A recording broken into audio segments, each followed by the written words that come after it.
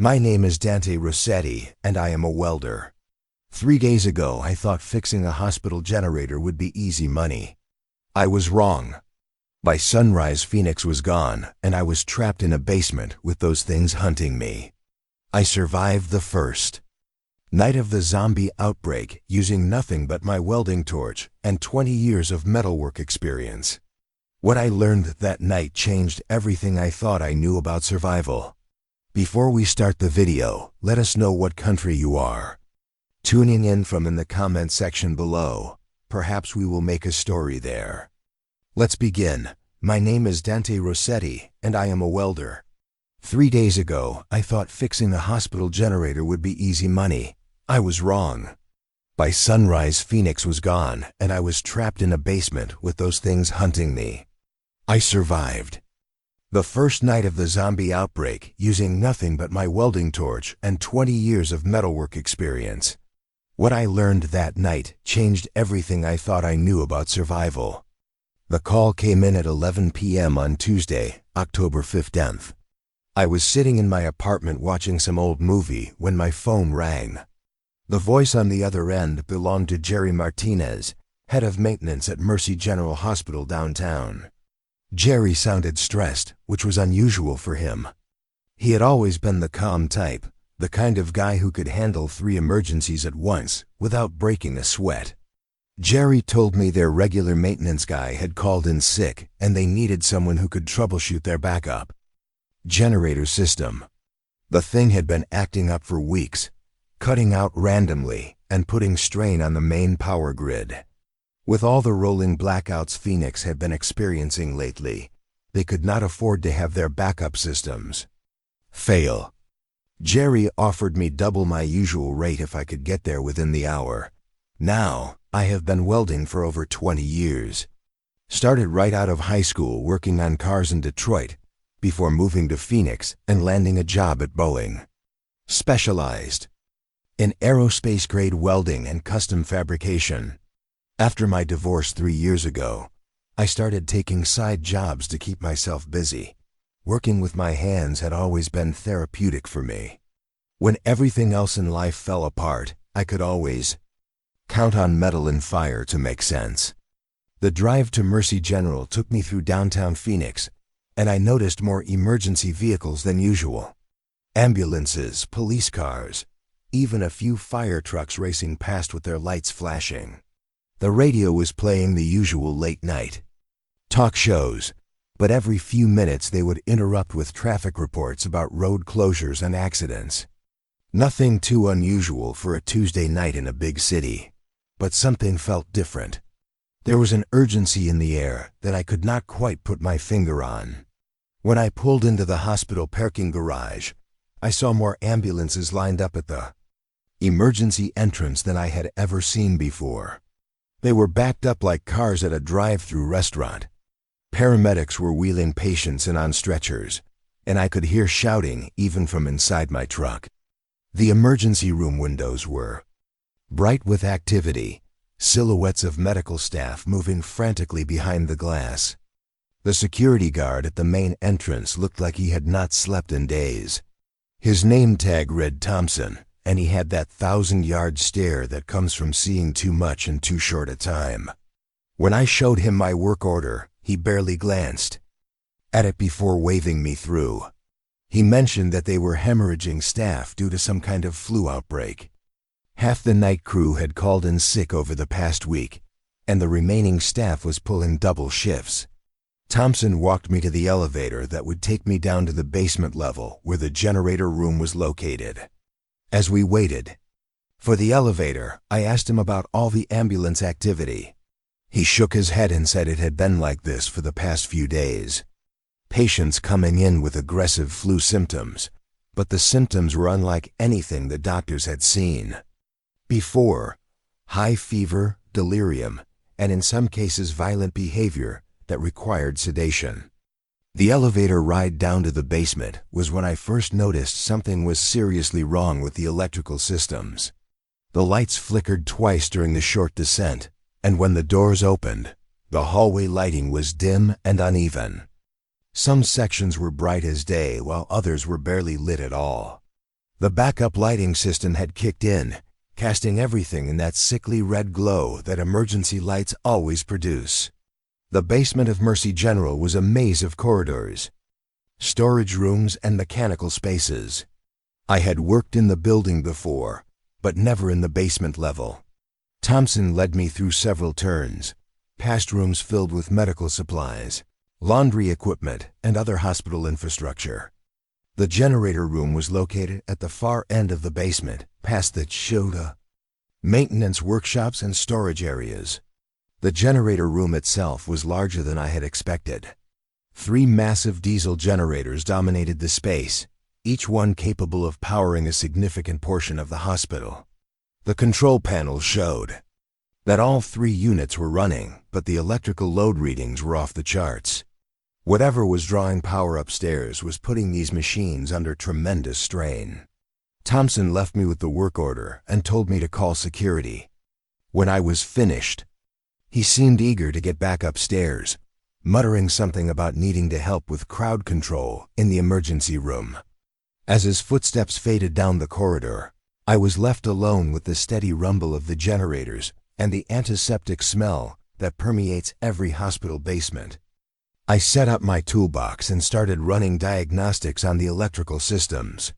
The generators themselves were in good condition, but the power distribution panel showed signs of serious stress. Circuit breakers were tripping and resetting automatically, which explained the flickering lights throughout the building. Something upstairs was drawing massive amounts of power, far more than the hospital's normal operational load. As I worked, I started hearing sounds from the floors above that did not fit the normal rhythm of hospital activity. There were heavy footsteps running back and forth, voices shouting orders, and the occasional crash of something heavy falling. At first I assumed it was just busy night in the emergency room, but the sound seemed to be coming from multiple floors, not just the ground level. My radio was tuned to the local news station, and between songs they kept interrupting with breaking news updates. Traffic accidents, power outages, and what they were calling a multi-vehicle incident on Interstate 10. The reporters mentioned that several medical facilities across Phoenix were experiencing unusually high patient volumes, and that the Arizona Department of Health was monitoring what they described as a localized flu outbreak. Around midnight, the first power grid failure hit the surrounding area. I watched the electrical load on the generators spike as the hospital systems automatically switched to full backup power mode. The building was now completely dependent on the 3 diesel generators I was trying to repair. Outside, I could see through the small basement windows that the streetlights had gone dark for several blocks in every direction. The radio reports were becoming more frequent and more urgent. What had started as isolated incidents were now being described as coordinated emergencies. The National Weather Service issued an alert about avoiding certain areas of the city due to what they called hazardous conditions. They did not specify what those conditions were, but they advised people to stay indoors and avoid travel unless absolutely necessary. I was deep in troubleshooting the electrical panels when I heard the first sound that made my blood run cold. It was a scream, but not the kind of scream you hear from someone in pain or fear. This was something primal, almost animal-like. It came from somewhere above me, echoing down through the building's ventilation system. The scream lasted for several seconds, then cut off abruptly. The elevator stopped working completely around 12:30 a.m. I could hear the motor struggling to move, then grinding to a halt. The indicator lights on the elevator control panel showed that the cars were stuck between floors. Whatever was happening upstairs had overloaded the building's electrical systems beyond their capacity to function normally. I tried calling Jerry Martinez to report the elevator failure, but his phone went straight to voicemail. The hospital's main switchboard was busy every time I tried to call. The radio in my toolbox was picking up emergency service frequencies, and what I heard there made no sense. Police dispatchers were sending units to multiple locations for what they called mass casualty incidents. Fire departments were responding to reports of structure fires and hazardous material spills. Emergency. Medical services were overwhelmed with calls for violent assault cases. The sounds from upstairs were getting louder and more chaotic. I could hear running footsteps, shouting voices, and the crash of doors slamming. The hospital's public address system crackled to life several times, but the announcements were garbled and cut short. Someone was trying to coordinate an emergency response, but the communication systems were failing. Around 1 a.m., I made a decision that probably saved my life. I gathered my essential tools and moved from the generator room to a smaller maintenance workshop deeper in the basement. This room had a heavy steel door that I could secure from the inside, and it contained emergency supplies including water, basic medical kit, and a more powerful radio system. The workshop also had access to the hospital's maintenance tunnel system. These tunnels connected different parts of the basement and provided access to the building's utilities. More importantly, they had multiple exit points that could serve as escape routes if necessary. As I explored the tunnel system with my flashlight, I mapped out potential routes to different parts of the building and to the outside. The radio in the workshop picked up more frequencies than my portable unit, and what I heard confirmed my growing suspicion that this was not a normal emergency. Military frequencies were active, coordinating what they called containment operations. The Arizona National Guard was being activated for domestic emergency response. References to biological incidents and quarantine procedures made it clear that something far worse than a flu outbreak was happening. By 2 a.m., the sounds from upstairs had changed character completely. Instead of organized emergency response, I was hearing chaos. Glass breaking, metal scraping against concrete, and underneath it all, more of those inhuman screams. The hospital's backup lighting system was struggling to maintain power, and sections of the building were going dark.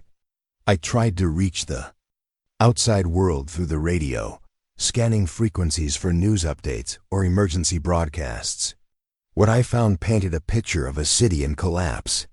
Phoenix police were requesting mutual aid from surrounding departments. The Arizona Department of Public Safety had closed major highways leading in and out of the city. Sky Harbor Airport had suspended all flights until further notice. The power load on the generators continued to climb as more and more systems demanded maximum power. Electronic security locks throughout the building were cycling on and off, trying to maintain containment protocols that were failing one by one. The environmental control systems were running at full capacity, as if trying to contain or filter something in the air. As I monitored the radio frequencies, I began to piece together fragments of what was happening. Medical facilities across the state were reporting patients with identical symptoms that progressed rapidly from flu-like illness to violent, irrational behavior. Transport accidents involving medical research materials had been reported in multiple locations. Government agencies were coordinating response to what they carefully avoided calling an outbreak, instead using terms like incident and situation. The basement workshop became my command center and safe room. I used my welding equipment to reinforce the door and create additional barriers at key access points. The maintenance tunnels provided multiple escape routes, but I also used them to position supplies and create fallback positions. My 20 years of working with metal and understanding structural systems gave me advantages that I was only beginning to appreciate. By 3 a.m., the hospital above me had gone mostly quiet, but it was not the quiet of normal nighttime operations. It was the quiet of abandonment, broken occasionally by sounds that did not belong in any hospital. Heavy footsteps moving in coordinated groups, the scrape of something being dragged across floors, and those periodic screams that seemed to come from multiple locations at once. The radio brought news that made my situation clear. Phoenix had been designated as a disaster area, and emergency services were being pulled back to establish perimeter operations. Translation: They were abandoning the city center and focusing on keeping whatever was happening from spreading. I was trapped in ground zero of something that the authorities could not or would not publicly identify. I made the decision to stay, put in the basement workshop rather than try to escape. The building's infrastructure was failing, but the basement remained relatively secure. The generators were still running, providing power to essential systems, including the electronic locks that were apparently keeping something contained. My welding torch gave me both a tool and a weapon, and my knowledge of the building's layout provided tactical advantages. As dawn approached, I realized that my quiet night of generator repair had become something entirely different. The sounds from above, the radio reports, and the systematic failure of normal operations all pointed to the same conclusion. Something had gone very wrong in Phoenix, and Mercy General Hospital had become the center of whatever that something was. The emergency broadcasts were becoming more specific as the night wore on. References to infected individuals, recommendations to avoid contact with anyone showing signs of aggressive behavior, and instructions for emergency personnel to use extreme caution when responding to medical calls.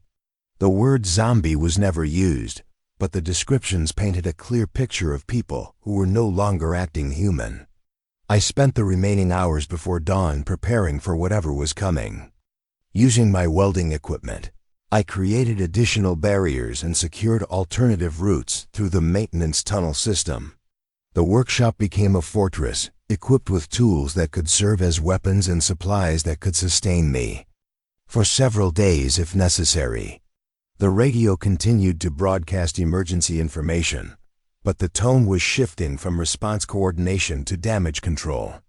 Military units were being deployed to establish quarantine zones. Civilian evacuation was being organized for areas outside the immediate incident zones.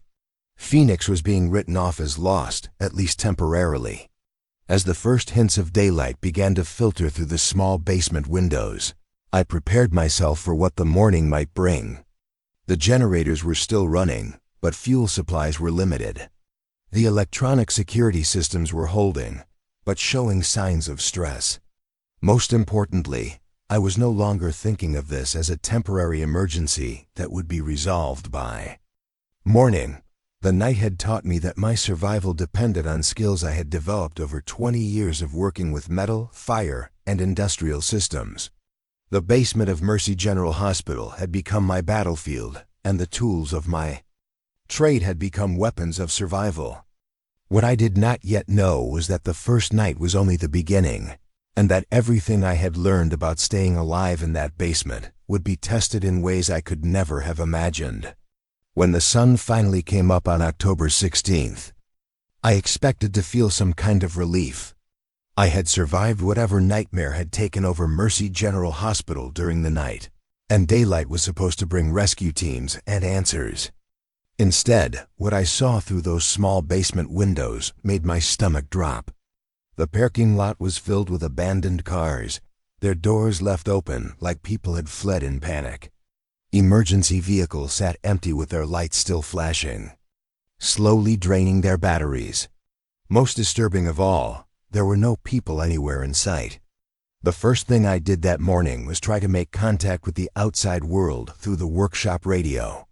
I cycled through every frequency I could find, looking for official emergency broadcasts or news updates. What I found was not reassuring. The professional, organized emergency communications from the night before had been replaced by fragmented transmissions and desperate calls for help. Local police frequencies were chaos. Officers were requesting backup that was not coming, reporting situations they could not handle, and in some cases simply going silent mid-transmission. The Arizona Department of Public Safety had apparently pulled all units back to establish what they called secure perimeters around the Phoenix metropolitan area. Translation: they had given up on anyone still inside the city.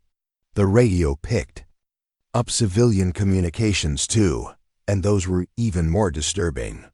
Ham radio operators were sharing information about attacks, missing family members, and safe houses that had been overrun.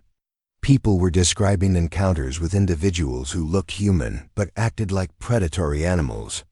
The word infected was being used more frequently, and the descriptions of their behavior painted a picture that matched what I had witnessed through the emergency room doors.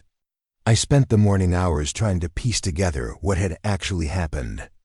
The basement workshop had a small television that picked up local broadcast signals, but most of the major stations were either off the air or broadcasting automated emergency messages. The few live broadcasts that remained were coming from locations outside Phoenix, and they were treating the city like a disaster zone. A news crew from Tucson was broadcasting from a helicopter flying over the Phoenix suburbs, and their aerial footage showed something that made my blood run cold. Entire neighborhoods appeared abandoned, with cars scattered across roads as if people had simply stopped driving and run. Smoke was rising from multiple locations throughout the city. Most importantly, there were groups of people moving through the streets in coordinated patterns that did not look human. The reporter in the helicopter was describing what they called a mass evacuation, but I could see from the footage that this was not an organized evacuation. This was people fleeing in terror from something that had turned their city into a hunting ground. The camera kept focusing on figures moving between buildings, always in small groups, always pursuing rather than fleeing. Around 9 in the morning, I heard something that changed everything. A voice came through the hospital's intercom system, crackling with static but clearly human. A woman's voice, professional and calm despite the circumstances. She identified herself as Dr. Sarah Chun from the 3rd floor medical wing, and she was trying to establish contact with any other survivors in the building. Dr. Chun had been trapped in a supply closet since the early morning hours, and like me, she had been monitoring radio communications to understand what was happening. Her medical training gave her a different perspective on the situation, and what she told me over the intercom made the nightmare even worse than I had imagined. According to Dr. Chun, the first infected patients had arrived at Mercy General around 10 p.m. the previous evening. They came in ambulances from a transport accident involving what the paramedics described as a medical research vehicle. The patients appeared to have been exposed to some kind of biological agent, but their symptoms progressed far more rapidly than any known disease. Within hours of arrival, these patients had become violent and aggressive, requiring sedation and physical restraints. Hospital security had been called to assist with what they initially thought were psychiatric episodes, but the infected patients displayed physical capabilities that seemed impossible. They broke through restraints that should have held them, showed no response to pain, and demonstrated a level of coordination that suggested they were communicating with each other. Dr. Chun explained that the infection appeared to spread through direct contact with bodily fluids, particularly blood and saliva. Hospital staff who were bitten or scratched while trying to treat the original patients began showing symptoms. Within hours, the infection did not kill its victims, but it fundamentally changed them into something that retained human physical capabilities, while losing all human reasoning and empathy. The medical staff had tried to establish quarantine procedures, but the infection spread too quickly through the hospital. Electronic security systems had been activated to contain the infected patients, but those same systems had also trapped uninfected staff and patients throughout the building. By the time Dr. Chun had barricaded herself in the supply closet, most of the hospital had been overrun. What made the situation even more terrifying was Dr. Chun's analysis of the radio communication she had been monitoring. Similar outbreaks had occurred simultaneously at multiple medical facilities across Phoenix and throughout Arizona. The timing was too coordinated to be coincidental, suggesting that this was either a planned attack or the result of multiple transport accidents involving the same biological agent. The military frequencies that Dr. Chun had access to through the hospital's emergency communication system revealed the true scope of the crisis. The National Guard had been activated not just for Arizona, but for multiple states across the Southwest. References to containment operations and biological incident response suggested that the authorities knew exactly what they were dealing with, even if they were not sharing that information with the public. As Dr. Chun and I shared information through the intercom system, we began to understand our situation more clearly. The basement where I was located was relatively secure because the infected seemed to be attracted to areas with higher concentrations of potential victims. The upper floors of the hospital, with their patient rooms and medical facilities, had become hunting grounds. The electronic security systems that I had been hearing cycling on and off throughout the night were actually part of an automated containment protocol. The hospital's emergency systems had detected a biological incident and activated procedures designed to prevent contaminated individuals from leaving the building. Those same systems were now trapping both infected and uninfected people inside. Dr. Chun's medical knowledge, combined with my understanding of the building's mechanical systems, gave us a clearer picture of our tactical situation. The generators in the basement were not just providing backup power, they were maintaining the electronic locks that were keeping the infected contained in certain areas of the building. If those generators failed, every security door in the hospital would unlock automatically. The fuel situation was becoming critical. The 3 diesel generators were designed for short-term emergency power, not extended operation under maximum load. At the current rate of consumption, we had maybe 6 to 8 hours of fuel remaining. After that, the electronic security systems would fail, and whatever was being contained in the upper floors would have free access to the entire building. We also realized that the generators were creating another problem. The electrical load from the hospital systems was significant enough to be detected from a distance. As the power grid continued to fail throughout Phoenix, our building was becoming one of the few sources of electrical activity in the area. We were essentially broadcasting our location to anything that might be attracted to signs of human presence. Around noon, Dr. Chun made contact with another group of survivors who were barricaded in the hospital's cafeteria on the ground floor. There were 6 of them, 2 nurses, a security guard, a maintenance worker, and 2 patients who had been in the emergency room when the outbreak began. They had been trying to reach the basement level, but found that the stairwells were blocked by infected individuals. The cafeteria group had been monitoring police radio frequencies, and they shared information that confirmed our worst fears about the situation outside the hospital. Phoenix Police Department had established what they called a green zone in Kovkuizigogadan, the far suburbs, but they had written off the downtown area as a red zone where no rescue operations would be attempted. Anyone still alive in the red zone was considered expendable. The maintenance worker in the cafeteria group knew the building's layout well, and he provided crucial information about the infected behavior patterns they had observed. The infected moved in small groups of 3 to 5 individuals, and they seemed to communicate through some kind of non-verbal signals. They were attracted to noise, light, and movement, but they also demonstrated problem-solving abilities that suggested they retained some human intelligence.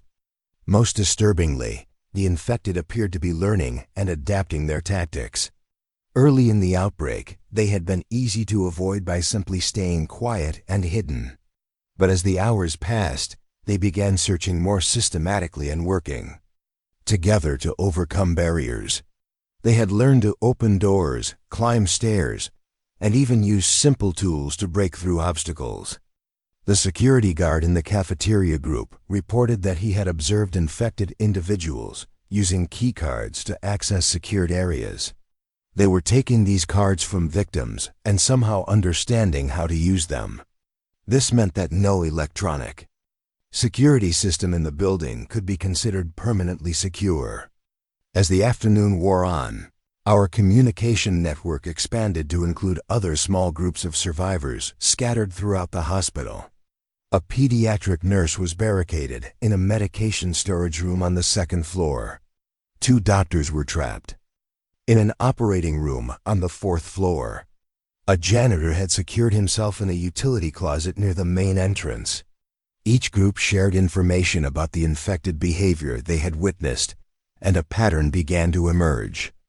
The infected were most active during daylight hours, contrary to what we might have expected from movie portrayals of similar creatures.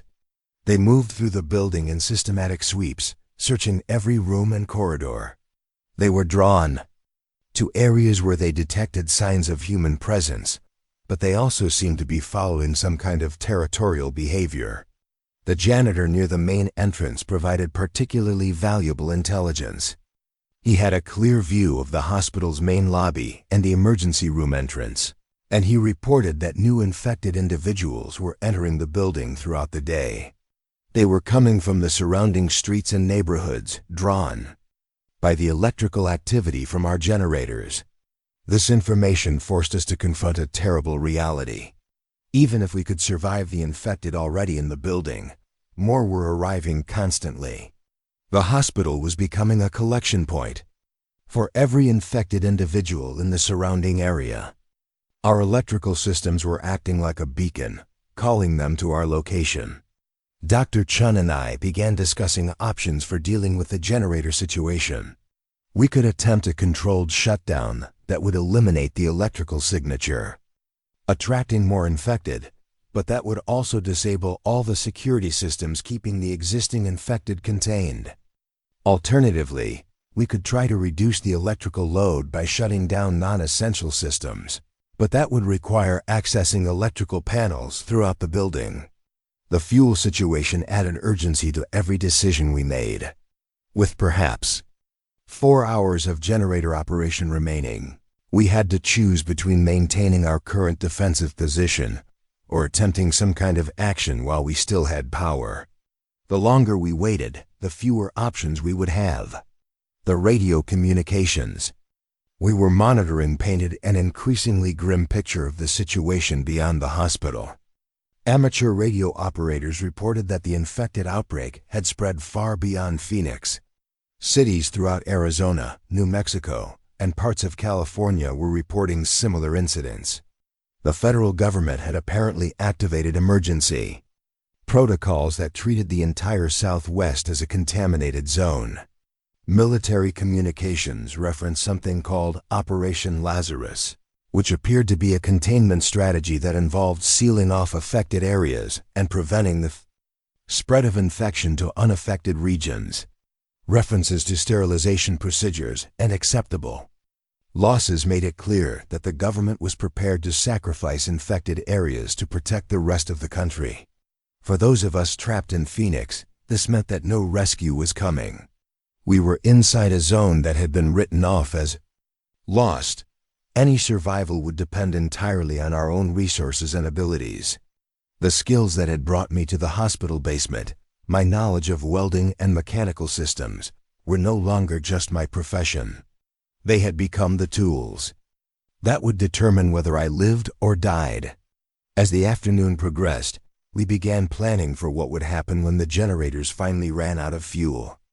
Dr. Chun's medical knowledge would be crucial for treating injuries and understanding the infected physiology.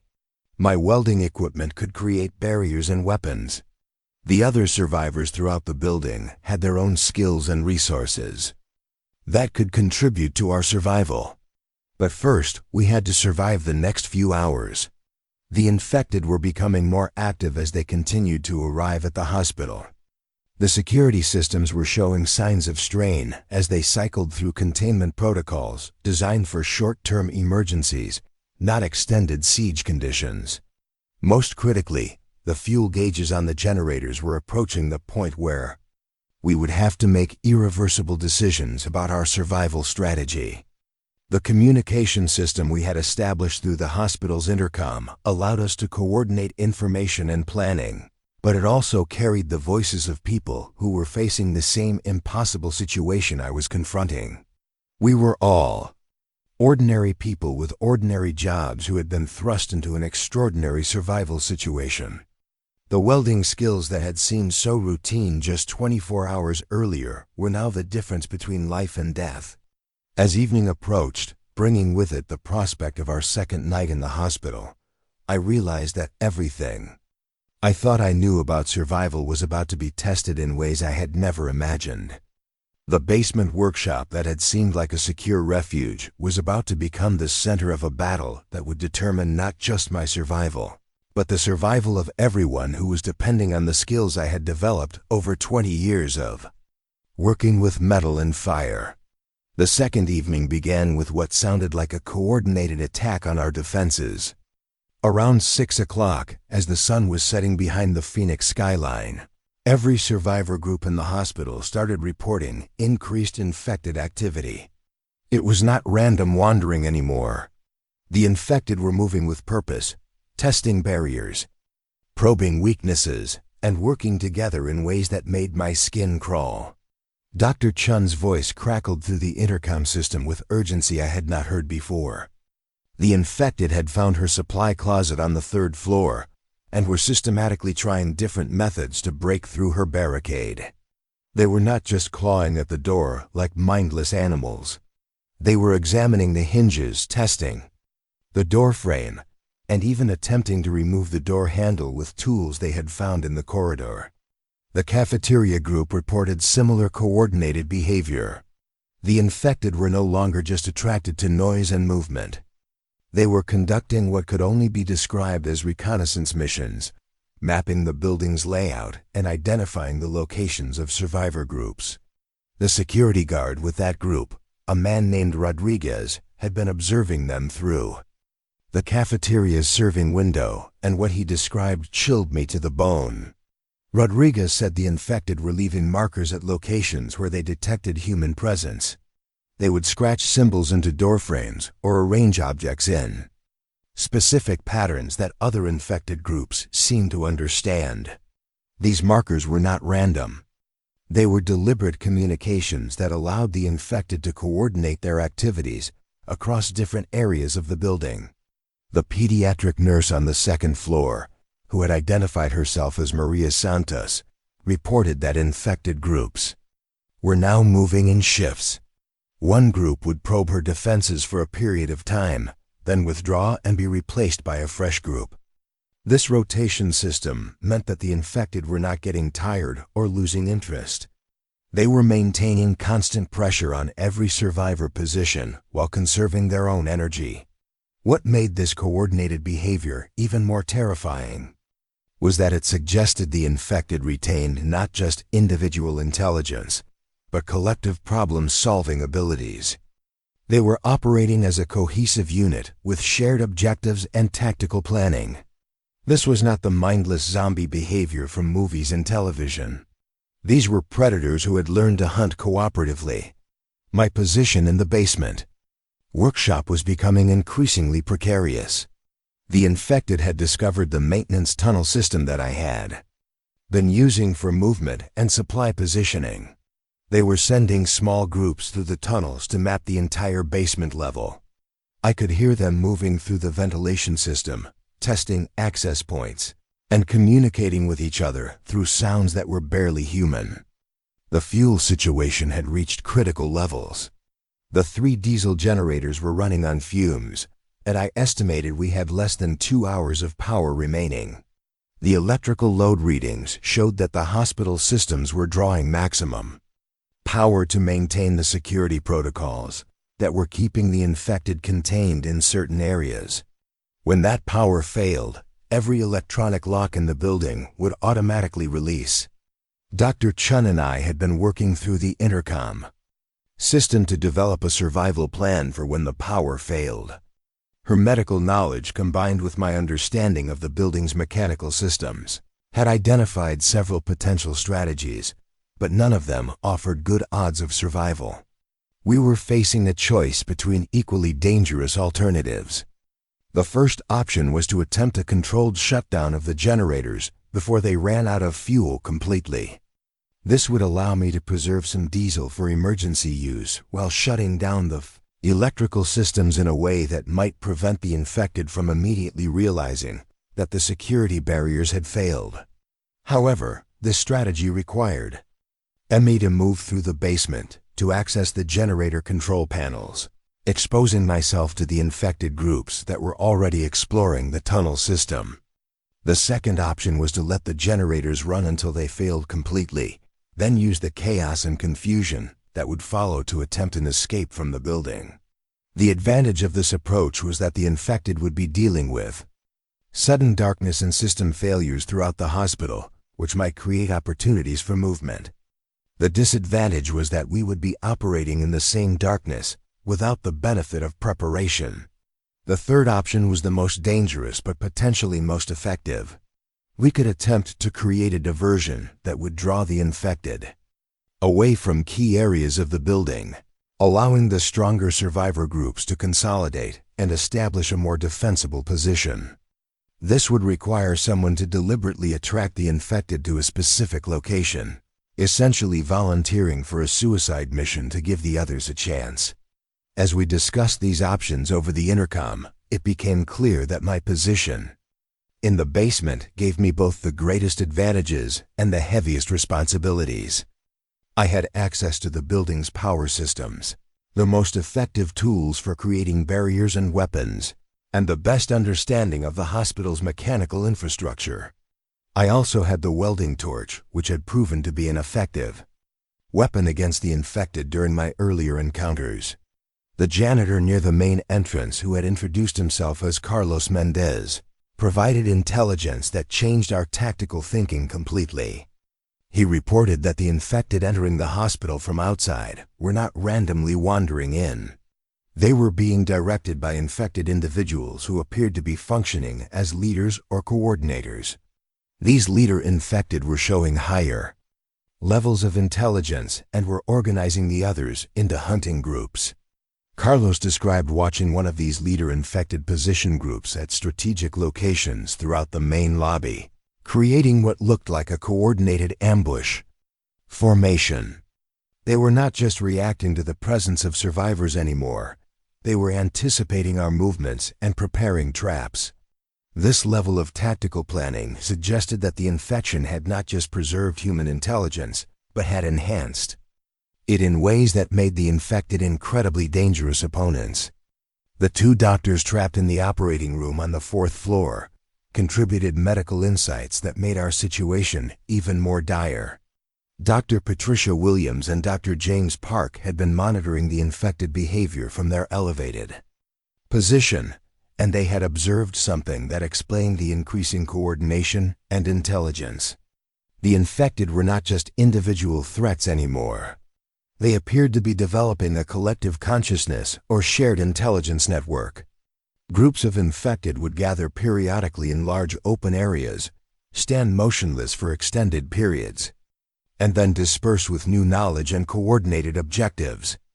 Dr. Williams described it as resembling a hive mind, where individual infected could access the collective knowledge and experience of the entire group. This collective intelligence explained how the infected had learned to use keycards, operate doors, and coordinate complex tactical operations so quickly after the initial outbreak.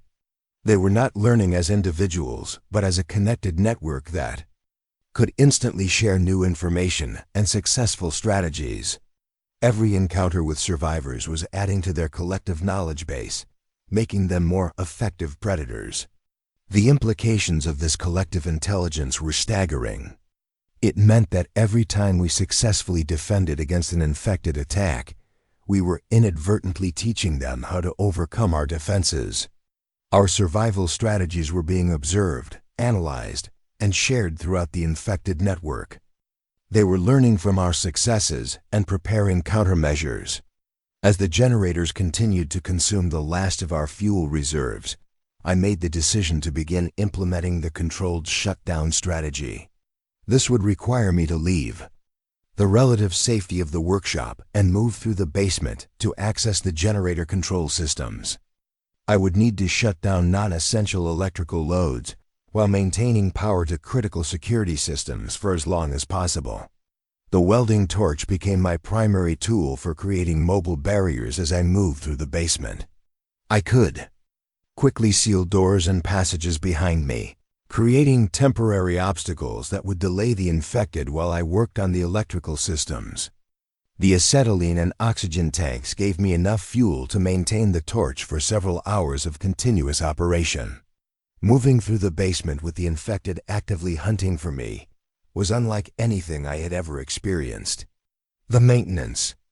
Tunnels that had seemed like safe passages were now dangerous corridors where I could encounter infected groups at any moment. I had to move slowly and carefully, listening for the sounds that indicated infected presence, while racing against the clock to preserve what remained of our power. The first generator control panel was located in a mechanical room that connected to the main hospital power distribution system. When I reached this room, I discovered that the infected had already found it and were attempting to understand the electrical systems. They had not damaged the equipment, but they were clearly studying it, trying to learn how to manipulate the hospital's power grid. This discovery confirmed our worst fears about the infected intelligence. They were not just hunting survivors randomly. They were systematically learning about the building's infrastructure and developing strategies to eliminate our advantages. The collective intelligence network was allowing them to rapidly understand complex systems and develop countermeasures. I managed to shut down several non-essential electrical loads, reducing the fuel consumption of the generators and extending our remaining power by perhaps an hour. But the infected had detected my presence in the mechanical room, and I could hear them moving through the tunnels to converge on my location. The welding torch allowed me to seal the room's access points temporarily, but I knew they would find alternative routes. The second generator control panel required me to move deeper into the basement, through areas where the infected presence was heavier. The tunnel system was becoming increasingly dangerous as more infected groups discovered and began using it for their own tactical movements. I was no longer the only one who understood the building's hidden passages. Dr. Chun's voice through the intercom provided crucial coordination as I moved through the basement. She was monitoring the infected movements from her position and could warn me when groups were approaching my location. Her medical knowledge also proved invaluable when she identified the infected behavioral patterns that indicated when they were about to change tactics or intensify their attacks. The infected had begun using tools more effectively, not just for breaking barriers, but for creating their own tactical advantages. They were moving furniture and equipment to create elevated positions, building ramps to access higher areas, and even constructing simple bridges to cross obstacles. The collective intelligence was allowing them to engage in complex engineering projects. When I reached the second generator control panel, I found that the infected had been there before me. They had not damaged the equipment, but they had modified it.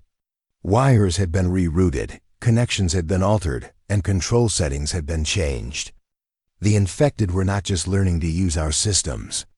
They were learning to sabotage them in ways that would trap us or eliminate our advantages. This sabotage forced me to spend additional time analyzing and repairing the electrical systems before I could safely shut down the non-essential loads. Every minute I spent working on the controls was a minute that brought us closer to complete power failure and gave the infected more time to position themselves for the final assault on our defenses. The third generator was located in the deepest part of the basement, in a mechanical room that was connected to the hospital's emergency power systems. This generator was carrying the heaviest electrical load, powering the security systems that were containing the largest groups of infected. Shutting down this generator would require the most careful timing and coordination. As I approached the third generator room, I realized that the infected had anticipated my movements. They had positioned groups at multiple access points, creating a coordinated ambush that would trigger regardless of which route I chose. The collective intelligence had analyzed my previous movements and predicted my objectives. They were no longer just reacting to my actions. They were thinking ahead and preparing traps. The welding torch had become more than just a tool for creating barriers. It was my primary weapon for clearing passages and defending against infected attacks. The high-temperature flame could stop infected individuals instantly, but it consumed fuel rapidly and required me to get dangerously close to my opponents. I was burning through my acetylene supply faster than I had anticipated. The infected behavior was becoming increasingly sophisticated as they adapted to my tactics. They had learned to avoid direct confrontation with the welding torch, instead using coordinated movements to try to exhaust my fuel supply or force me into positions where I could not effectively use the torch. They were learning to fight smarter, not just harder. Dr. Chun reported that the infected groups throughout the hospital were becoming more agitated and coordinated as they sensed that something was happening in the basement. The collective intelligence was allowing them to detect that their prey was taking action, and they were responding by intensifying their efforts to breach the remaining survivor positions. The fuel gauges on all 3 generators were approaching empty. I had managed to extend our power by perhaps 2 hours through the controlled shutdown of non-essential systems, but the critical security systems were still drawing enormous amounts of power. The electronic locks that were containing the infected in certain areas of the hospital were consuming electricity at an unsustainable rate. As I worked on the final generator control panel, I could hear the infected moving through the tunnels in larger groups. They were no longer sending small reconnaissance teams. They were massing for a coordinated assault that would coincide with the failure of our electrical systems. The collective intelligence had calculated that the power failure was imminent, and they were positioning themselves to take maximum advantage of the chaos that would follow. The radio communications from outside the hospital painted an increasingly grim picture of the situation beyond our walls. The infected outbreak had spread throughout the Phoenix metropolitan area and was showing up in cities across Arizona and New Mexico. The federal government had implemented what they called containment protocols, which appeared to involve sealing off infected areas and preventing any movement in or out. Military communications referenced preparations for what they called sterilization operations, which suggested that the government was considering extreme measures to prevent the spread of infection. The language used in these communications made it clear that anyone still alive in the infected zones was considered expendable. No rescue operations were being planned, and no evacuation assistance would be provided. The hospital's intercom system crackled with reports from the other survivor groups as they detected the increasing infected activity throughout the building. Every group was reporting coordinated probing attacks, systematic barrier testing, and evidence that the infected were preparing for a synchronized assault. The collective intelligence was coordinating a building-wide offensive that would begin as soon as our power systems failed. As the final generator approached fuel exhaustion, I realized that all of our planning and preparation had led to this moment. The controlled shutdown strategy had bought us some additional time, but it had not fundamentally changed our situation. We were still trapped in a hospital with hundreds of infected individuals who were smarter, more coordinated, and more dangerous than we had initially understood. The welding torch in my hands represented more than just a tool or weapon. It was the culmination of 20 years of learning to work with metal and fire, skills that had been developed for construction and repair, but were now being used for survival in combat. The basement workshop that had seemed like a refuge was about to become a battlefield where everything I had learned about my profession would be tested in the most extreme circumstances possible. The sounds from the tunnels indicated that the infected were moving into final positions for their assault. The collective intelligence had calculated that the power failure was imminent, and they were preparing to overwhelm our defenses through coordinated attacks on multiple fronts. The second night was about to begin, and this time we would be fighting in complete darkness against opponents who had learned from every mistake we had made and every success we had achieved. The generators died at 8:47 p.m., and the hospital plunged into absolute darkness. 20 years of working with electrical systems had taught me to recognize the specific sound that diesel engines make when they finally consume the last drops of fuel from their tanks. The steady rumble that had been the soundtrack to our survival suddenly changed to a coughing, sputtering protest before falling silent completely. In that moment of silence, before the infected throughout the building realized what had happened, I made a decision that changed everything. Instead of waiting for their coordinated assault to begin, I would use the brief confusion to attempt something that went against every survival instinct I had developed. I was going to leave the relative safety of the basement workshop and try to reach Dr. Chun on the 3rd floor. The decision was not based on heroism or nobility. It was based on cold tactical analysis. Dr. Chun had medical knowledge that would be essential for long-term survival. She also had access to medical supplies and pharmaceutical resources that could make the difference between life and death in the coming days. Most importantly, she had demonstrated the intelligence and composure that would be necessary for surviving what was about to become a very different kind of siege. My welding torch became both navigation tool and weapon as I moved through the basement in complete darkness. The bright flame provided enough light to see a few feet ahead, but it also announced my location to every infected individual in the area. The acetylene fuel was precious and limited, so I had to balance the need for vision against the need for stealth. The electronic security systems throughout the hospital had failed when the power died, but the infected response was not immediate. The collective intelligence that had been coordinating their activities apparently needed time to process and adapt to the new circumstances. This gave me perhaps 10 minutes to move through the basement before they began their systematic assault on our positions. The maintenance tunnel system that had been my highway through the building was now a dangerous maze filled with infected individuals who were adapting to the darkness faster than I had expected. They moved through the tunnels with confidence that suggested they had been mapping the system during their earlier reconnaissance missions. My knowledge of the building layout was no longer the significant advantage it had been. Moving through the hospital stairwells in complete darkness was unlike anything I had ever experienced. The welding torch flame created moving shadows that made it difficult to distinguish between infected individuals and harmless objects. Every corner could hide an ambush, every doorway could conceal a trap, and every sound could signal the approach of coordinated attackers. The infected have learned to use the darkness to their advantage in ways that demonstrated their collective intelligence. They moved silently through areas where they knew survivors were located, positioning themselves for ambushes without revealing their presence. They had also learned to avoid the welding torch flame by staying just outside its range of illumination, following me through the building without engaging until they could attack from multiple directions simultaneously.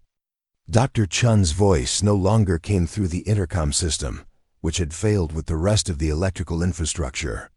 The hospital had become a collection of isolated survivor groups with no means of communication or coordination. Each group was now fighting its own battle against infected attackers who maintained their collective intelligence and tactical coordination despite the power failure. The 3rd floor medical wing was a maze of patient rooms, treatment areas, and medical equipment storage. Finding Dr. Chun's supply closet in complete darkness would have been impossible without the building knowledge I had gained during my years of working in hospital environments. The standardized layout of medical facilities meant that I could navigate by understanding the logical arrangement of different functional areas. When I finally reached the supply closet where Dr. Chun had been barricaded, I found that the infected had been more successful in their assault than she had reported. The door had been breached, and there were clear signs of a struggle. Medical supplies were scattered throughout the corridor, and there were traces of blood on the floor that could have belonged to either Dr. Chun or her attackers. The welding torch revealed scratch marks on the walls and floors that matched the markers I had observed the infected using to communicate with each other. These were not random damage from violence. They were deliberate messages that indicated Dr. Chun had been taken alive rather than killed. The infected were apparently capturing survivors for purposes that I did not want to consider too carefully. Following the trail of markers and scattered medical supplies led me deeper into the medical wing, through areas where the infected presence was heavy and dangerous. The collective intelligence was directing their movements in patterns that suggested they were herding me toward a specific location. They were not just hunting me randomly. They were trying to capture me alive, just as they had apparently captured Dr. Chun. The trail led to the hospital's main surgical suite, a complex of operating rooms and recovery areas that occupied a significant portion of the third floor. The infected had converted this area into what could only be described as a processing center. They had arranged medical equipment in configurations that served their purposes rather than standard medical procedures. Dr. Chun was alive but restrained on one of the operating tables, surrounded by infected individuals who were conducting what appeared to be systematic examinations of her responses to different stimuli. They were not torturing her for entertainment or sustenance. They were studying her, learning about human physiology and psychology through direct experimentation. The infected had retained enough medical knowledge from their pre-infection lives to operate basic medical equipment. They were using monitoring devices to track Dr. Chun's vital signs while exposing her to different conditions and stimuli. The data they were collecting was being shared through their collective intelligence network, allowing all infected groups to benefit from the knowledge gained through these experiments. Rescuing Dr. Chun required me to engage multiple infected individuals in close combat while avoiding damage to the medical equipment that was keeping her alive. The welding torch was effective for eliminating individual infected, but using it in the surgical suite created risks of explosion or fire that could kill Dr. Chun along with our attackers. The infected in the surgical suite demonstrated tactical intelligence that exceeded what I had encountered in the basement. They had anticipated that survivors might attempt rescue operations and had prepared coordinated responses. They attacked in waves designed to exhaust my welding fuel while positioning reinforcements to prevent escape routes. Dr. Chun was conscious and coherent despite her ordeal, and she provided crucial intelligence about the infected experimentation procedures. They were not just studying individual human responses. They were learning about human social bonds, emotional connections, and the psychological factors that motivated survival behavior. The infected were conducting research that would make them more effective at capturing and controlling human survivors. The medical supplies in the surgical suite included items that could be weaponized or used to create barriers more effectively than anything I had access to in the basement. Dr. Chun's knowledge of pharmaceutical applications allowed us to create chemical combinations that were toxic to the infected, while being relatively safe for uninfected humans. Escaping from the surgical suite required us to fight through corridors filled with infected individuals who had been alerted to our presence by the collective intelligence network. Every encounter taught them more about our capabilities and limitations, making subsequent encounters more dangerous. We were inadvertently contributing to their tactical knowledge base with every successful defense. The infected had learned to coordinate their attacks in ways that maximized their advantages while minimizing their exposure to our weapons. They used medical equipment as shields and weapons, demonstrating an understanding of tool use that went far beyond simple object manipulation. They were engaging in complex tactical planning that incorporated environmental factors and resource management. Dr. Chun revealed that the infected experimentation had provided her with insights into their physiology and behavior patterns that could be crucial for survival. The infection did not just change human behavior and intelligence. It enhanced certain capabilities while eliminating others. The infected were stronger and faster than normal humans, but they were also vulnerable to specific types of damage and certain chemical compounds. Moving through the hospital with Dr. Chun required different tactics than solo operation. We had to coordinate our movements and communications while avoiding the detection systems that the infected had established throughout the building. The collective intelligence allowed them to track multiple targets simultaneously and coordinate attacks that would separate us or force us into predetermined kill zones. The infected had established what could only be described as guard posts at strategic locations throughout the hospital. These positions were staffed by infected individuals who demonstrated higher levels of intelligence and tactical awareness than the basic infected population. These elite infected served as field commanders who directed the activities of larger groups and coordinated complex operations. The welding torch fuel was running critically low, and I had to make difficult decisions about when to use it for combat versus when to rely on other weapons and tactics. Dr. Chen's medical knowledge allowed her to identify improvised weapons and tools from hospital equipment that could supplement the welding torch. We became a two-person tactical unit with complementary skills and resources. The infected response to our movements demonstrated that they were learning and adapting their tactics in real time. Strategies that worked during our initial encounters became ineffective as the collective intelligence analyzed our methods and developed countermeasures. We were engaged in a tactical arms race where our opponents could evolve their capabilities faster than we could develop new approaches. Dr. Chun's insights into the infected experimentation revealed that they were not just studying human survivors for immediate tactical advantages. They were conducting long-term research into human society, technology, and civilization. The infected were planning for a future where they would need to understand and manipulate human infrastructure and social systems. The hospital's pharmaceutical storage areas contained resources that could be crucial for long-term survival, but accessing these areas required us to move through sections of the building where infected presence was heaviest. The collective intelligence had apparently identified these resources as strategic assets and had positioned significant defensive forces to control access. The infected had begun modifying the hospital's physical infrastructure to serve their purposes more effectively. They were creating new passages through walls, establishing elevated observation positions, and building barriers that channeled survivor movements into predetermined patterns. They were not just occupying the building, they were redesigning it. Our tactical situation was complicated by the fact that other survivor groups were still active throughout the hospital, and their movements were being tracked and manipulated by the infected collective intelligence.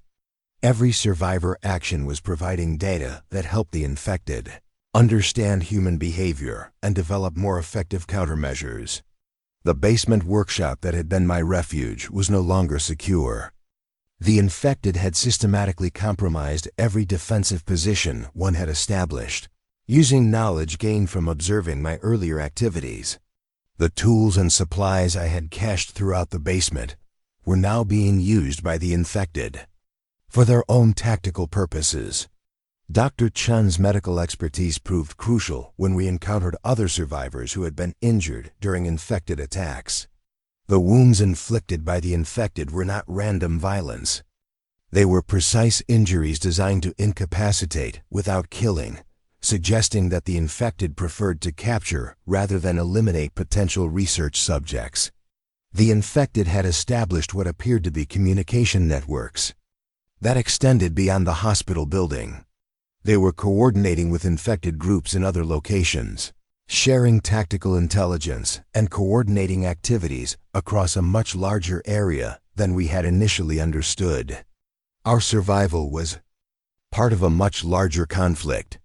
The welding torch had become more than a tool or weapon. It was a symbol of the skills and knowledge that represented our only advantages against opponents who surpassed us in numbers, physical capabilities, and collective intelligence. The flame represented 20 years of learning to work with metal, and fire, knowledge that had become the foundation for survival in circumstances I could never have imagined.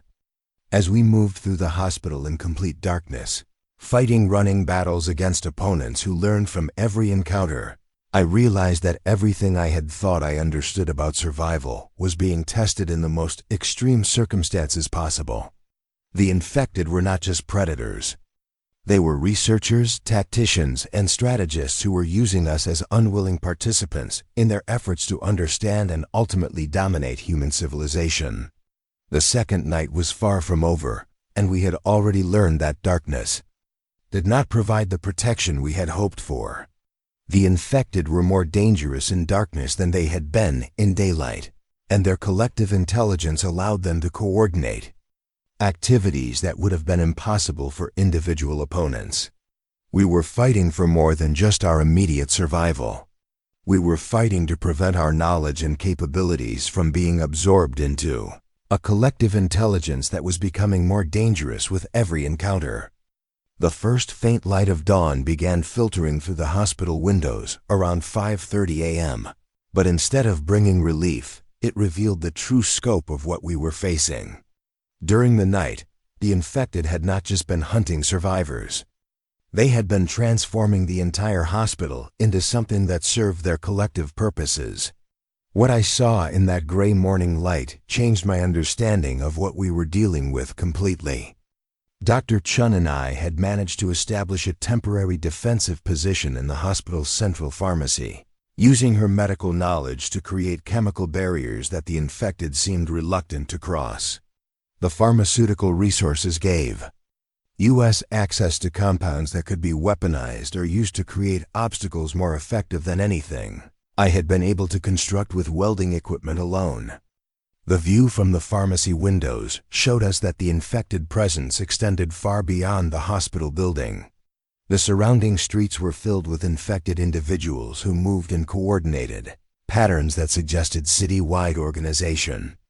They were not wandering aimlessly through Phoenix. They were implementing some kind of systematic plan that involved the entire metropolitan area. The infected had established what could only be described as supply lines between different buildings and areas of the city. Groups of infected were transporting materials, equipment, and captured survivors between locations in organized convoys. The collective intelligence was coordinating activities across a geographic area that included multiple hospitals, research facilities, and government buildings. Dr. Chun's observations during her captivity had provided crucial insights into the infected research objectives. They were not just studying individual human survivors. They were conducting comprehensive analysis of human technology, social organization, and infrastructure systems. The infected were preparing to not just survive in human civilization, but to control and direct it for their own purposes. The hospital's communications equipment had been modified by the infected during the night. They had not destroyed our radio systems, but they had altered them to serve as components in a much larger communications network. The infected were apparently coordinating activities across multiple states through a combination of human technology and their own collective intelligence capabilities. The radio frequencies that Dr. Chun and I could access revealed that the infected outbreak had achieved something that no one in the government or military had anticipated. The infected were not just spreading randomly from person to person. They were implementing coordinated strategies that had allowed them to capture key infrastructure and strategic resources across the entire Southwest region. Military communications that we intercepted painted a picture of systematic retreat and defensive consolidation. The federal government had apparently abandoned large areas of Arizona, New Mexico, and parts of California and Texas. The infected had achieved territorial control over areas that included major cities, transportation networks, and critical infrastructure. The references to sterilization operations that we had been hearing in military communications took on new meaning in the context of what we could observe from the hospital. The government was not planning rescue operations for survivors in infected territories. They were planning to eliminate everything in those areas, including any survivors who might be contaminated or compromised. Dr. Chen's medical analysis of the infected specimens she had observed during her captivity revealed that the infection was far more sophisticated than a simple biological agent. The infected retained human memories, skills, and knowledge, while gaining enhanced physical capabilities and access to collective intelligence. They were not replacing human civilization. They were absorbing and redirecting it. The infected had been systematically capturing survivors with specific skills and knowledge bases. Medical professionals, engineers, scientists, and technical specialists were being taken alive and subjected to the experimentation procedures that Dr. Chen had experienced. The infected were extracting human expertise and adding it to their collective knowledge base. This selective capture explained why I had been able to survive in the hospital basement for so long. The infected were not trying to eliminate me quickly because my welding and mechanical skills represented valuable knowledge that they wanted to acquire. I was not just a survivor hiding from predators. I was a target for capture and conversion who had been avoiding a fate that might be worse than death. The welding torch fuel was nearly exhausted, and the acetylene tanks that had been my primary tools for survival were approaching empty. Without the torch, I would lose my most effective weapon against the infected and my primary tool for creating barriers and obstacles. Dr. Chun's pharmaceutical knowledge provided alternatives, but none that offered the same tactical flexibility. The hospital's medical equipment storage areas contained resources that could extend our survival capabilities, but accessing these areas required movement through sections of the building where infected presence was heaviest. The collective intelligence had identified these resources as strategic assets and had positioned significant forces to control access to them. The infected behavior patterns that we observed during the early morning hours suggested that they were preparing for major operational changes. Large groups were moving through the hospital in formations that indicated coordination with external forces. The hospital was apparently serving as a staging area for infected activities that extended far beyond our building.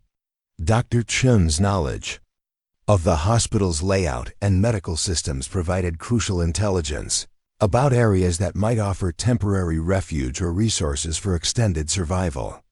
The hospital's isolation ward had been designed to contain biological threats, and its independent air circulation and security systems might provide protection against infected infiltration. Moving to the isolation ward required us to cross areas of the hospital where infected activity was increasing rather than decreasing with the arrival of daylight. The infected were not nocturnal predators who became less active during the day. They were implementing round-the-clock operations that suggested they had objectives beyond simple survival and hunting. The infected had begun modifying the hospital's infrastructure in ways that demonstrated understanding of complex engineering and technical systems. They were rerouting electrical systems, modifying ventilation networks, and creating new structural connections between different areas of the building. They were not just occupying human facilities. They were improving them. The isolation ward had been compromised during the night, but not in the way we had expected. The infected had not broken through the security barriers. They had learned to operate the electronic access systems and had gained entry through the same methods that authorized personnel would use. The collective intelligence had absorbed the technical knowledge necessary to operate human security technology. Inside the isolation ward, we discovered that the infected had established what could only be described as a research and development facility.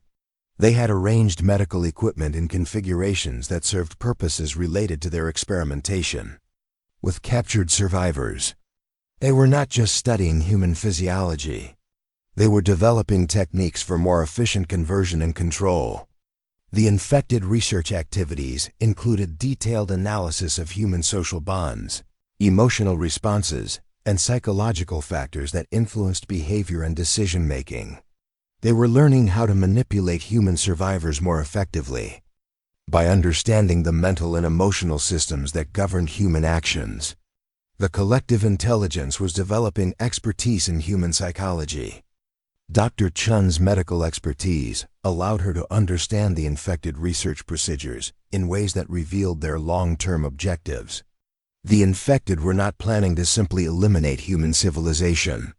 They were developing the knowledge and capabilities necessary to control human survivors and direct human activities for infected purposes. The radio communications that we could intercept from the isolation ward revealed that the infected territorial control extended across multiple time zones. The outbreak had achieved coordination across geographic areas that would require sophisticated communication and transportation systems. The infected had not just survived the initial phase of their emergence. They had established operational control over large portions of the North American continent. Military frequencies carried references to international coordination and mutual assistance agreements that indicated the infected outbreak was being treated as a threat to global security. Other countries were apparently implementing containment measures to prevent infected spread across national borders. The situation in the American Southwest was being treated as a potential extinction-level event. The infected had begun broadcasting their own communications through modified human radio systems. These transmissions were not in any recognizable human language, but they carried information that was apparently being received and understood by infected groups across large geographic areas. The collective intelligence had developed its own communication protocols that operated parallel to human technology. Dr. Chun's analysis of the infected specimens and research materials revealed that the infection process was reversible under specific conditions, but only during the early stages before the collective intelligence integration was complete.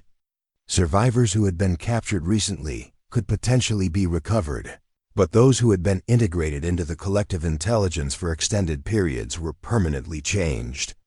This reversibility offered hope for some of the survivors who had been captured during the hospital siege, but it also revealed the true urgency of our situation. Every hour that passed reduced the chances that captured survivors could be recovered. The infected were not just eliminating human opposition. They were converting it into additional resources for their collective intelligence. The isolation ward contained pharmaceutical resources that could be used to create temporary protection against infected conversion. But these treatments required precise timing and dosing that would be difficult to achieve under combat conditions. Dr. Chun's medical knowledge was crucial for understanding how to use these resources effectively. The infected had established guard positions throughout the isolation ward that demonstrated their understanding of the strategic value of the medical resources and research materials stored there. These positions were staffed by infected individuals who showed enhanced tactical awareness and coordination capabilities. They were not just guarding resources. They were protecting research facilities. Our tactical situation was complicated by the fact that the infected had apparently anticipated that survivors would attempt to reach the isolation ward. They had prepared coordinated responses that would trigger regardless of which approach routes we chose. The collective intelligence had analyzed human tactical thinking and had prepared countermeasures. The welding torch had become more than a tool or weapon. It represented the last remnant of the skills and knowledge that had allowed me to survive. The initial phases of the outbreak, when the fuel was finally exhausted, I would lose the capability that had been most effective against infected attackers. Dr. Chun's pharmaceutical alternatives offered different capabilities, but none that provided the same tactical flexibility. The infected research activities in the isolation ward included detailed analysis of human technology and infrastructure systems. They were learning how to operate power grids, transportation networks, communication systems, and other critical infrastructure. The collective intelligence was acquiring the knowledge necessary to control human civilization rather than simply destroying it. The hospital's rooftop access provided our best opportunity for escape from the building, but reaching the roof required movement through areas where infected presence was heaviest. The infected had apparently identified the rooftop as a critical tactical position and had established significant defensive forces to control access to it. The radio communications that we monitored revealed that military helicopters were operating in the Phoenix area, but they were not conducting rescue operations. They were performing reconnaissance missions and coordinating the sterilization operations that would eliminate everything in the infected territories. Any survivors who remained in the area were considered acceptable casualties. Dr. Chun's knowledge of helicopter operations and military protocols provided insights into how we might signal for extraction if military aircraft approached our location. However, the military communications made it clear that extraction operations were not being authorized for the Phoenix area. We were in a zone that had been designated for sterilization rather than rescue. The infected had begun coordinating with forces outside the hospital building in preparation for what appeared to be a major operational transition. Large numbers of infected were moving through the surrounding area in formations that suggested coordination with infected groups from other facilities and locations. The isolation ward's independent power systems had been modified by the infected to serve their research activities. But these modifications also provided us with access to electrical power that could be used for our own purposes. The infected alterations to human technology were often improvements that could be exploited by human survivors who understood the systems involved. The infected research materials included detailed documentation of their experiments with captured survivors, recorded in notation systems that combined human scientific methodology with infected collective intelligence protocols. Dr. Chun's ability to interpret these records provided crucial intelligence about infected objectives and capabilities. The infected had developed techniques for rapid conversion of captured survivors that reduced the time required for integration into the collective intelligence. These improved conversion procedures meant that rescue operations had to be conducted within hours rather than days of capture. The window for recovering captured survivors was closing rapidly. The pharmaceutical resources in the isolation ward included compounds that could enhance human physical and mental capabilities temporarily, but using these substances carried significant risks of permanent damage or accelerated infected conversion. Dr. Chun's medical expertise was crucial for determining which risks were acceptable given our tactical situation. The infected activities throughout the hospital suggested that they were preparing to abandon the facility in favor of operations in other locations. The hospital had served its purpose as a research and development site, and the infected were apparently ready to implement their findings on a larger scale. The radio frequencies that carried infected communications revealed coordination with infected groups in other cities and states. The outbreak had achieved levels of organization and territorial control that exceeded anything the human government or military had anticipated. The infected were operating as a unified force across continental distances. Dr. Chun's medical analysis of the infected specimens revealed that the collective intelligence was continuing to evolve and develop new capabilities. The infected were not a static threat that could be contained through conventional military strategies. They were a rapidly evolving opponent that was becoming more dangerous and sophisticated with each passing day. The isolation ward's security systems had been modified by the infected to serve as components in their larger surveillance and control networks. They were using human security technology to monitor and coordinate activities across multiple facilities and geographic areas. The infected had achieved integration of human infrastructure into their collective intelligence systems. The welding torch finally ran out of fuel as we prepared to attempt our escape from the isolation ward. 20 years of skills and knowledge that had been developed for construction and repair had been tested in the most extreme survival circumstances possible. The torch had been more than a tool. It had been the foundation for everything that had allowed me to survive the first night of the outbreak. Dr. Chun's pharmaceutical alternatives provided different tactical capabilities, but they also represented a transition from the mechanical and technical skills that had been my primary advantages to chemical and biological approaches that required her medical expertise. Our survival was becoming dependent on knowledge and capabilities that neither of us possessed individually. The infected forces throughout the hospital were consolidating their positions and preparing for coordinated operations that would involve groups from multiple locations. The hospital siege was apparently concluding, but the infected were not withdrawing. They were transitioning to larger-scale operations that would extend their activities far beyond our building. The radio communications revealed that military sterilization operations were scheduled to begin within hours.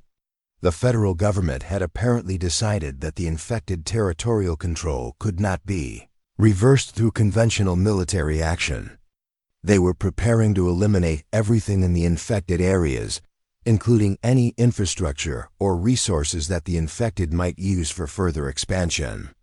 Our tactical situation had evolved from immediate survival in a hospital siege to escape from a designated sterilization zone before military operations eliminated everything in the area.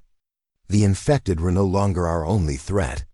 We were now facing elimination by our own government as part of their strategy for containing the outbreak. The isolation ward provided temporary refuge, but it also offered access to information and resources that revealed the true scope of what we were confronting. The infected outbreak was not a localized emergency that could be resolved through traditional crisis response. It was a fundamental change in the nature of life on Earth, and human civilization as we had known it was ending. The skills and knowledge that had allowed me to survive the first night at Mercy General Hospital were just the beginning of what would be required for long-term survival in a world where infected collective intelligence was replacing human society. The welding torch was gone, but the problem-solving abilities and technical understanding that had made it effective were still available. Dr. Chun's medical expertise combined with my mechanical and technical knowledge provided capabilities that could be crucial for survival in the new world that was emerging from the collapse of human civilization. We had become more than just survivors. We had become the foundation for whatever form of human resistance might be possible against the infected collective intelligence. The first night had been about learning to survive in circumstances that no one could have anticipated. The coming days would be about understanding how to live and fight in a world where everything we had known about human society, technology, and civilization was being absorbed and redirected by opponents who surpassed us in almost every capability, except the individual creativity and adaptability that had allowed us to survive this long. If you ever find yourself in a situation like this, remember that your job skills might be the thing that saves your life. Learn to see everything around you as a potential tool or weapon. And most importantly, sometimes the best thing you can do is know when to hide and when to act. That was just the first night. What I learned then kept me alive for everything that came after.